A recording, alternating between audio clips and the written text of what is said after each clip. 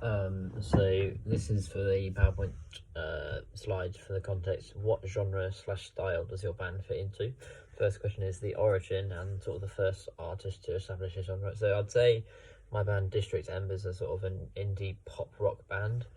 So I'd say it sort of started late from sort of Britpop, sort of like Blur, late 1990s, and then sort of definitely started with like bands such as like the Strokes and the White Stripes in sort of the early 2005 sort of era. The next question is the social, ethical, or cultural impacts that have shaped this genre.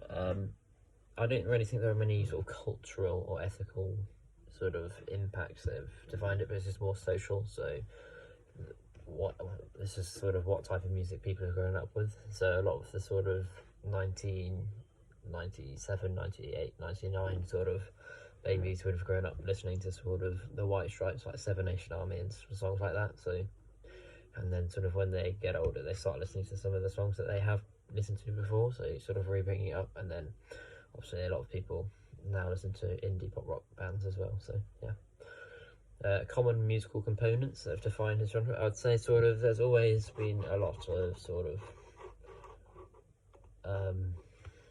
there's always sort of instrumentation. So a common instrumentation includes sort of drums, bass, guitar, keyboards, and then vocals. But a lot of the vocals in indie music are normally sort of male.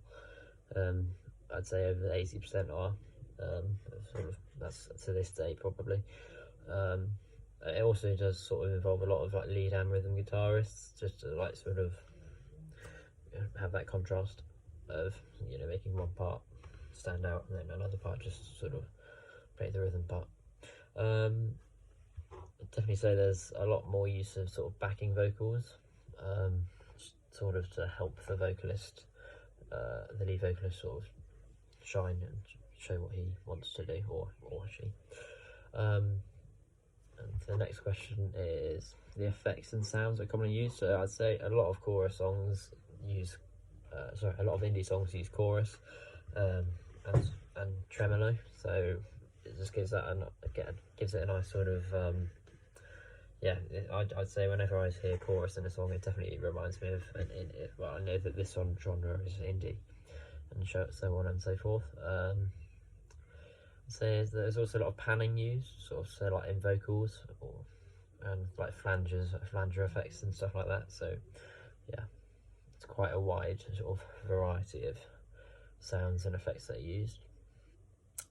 Similarities with image and stage presence. I'd definitely say sort of when we're on the stage, we are acting a lot like sort of most indie bands. Sort of we make sure that we interact with each other and the audience, which is vitally important. And then but like it's also not just how we move about, it's also like what we wear and our identity. So I'd say yeah, we do it quite well.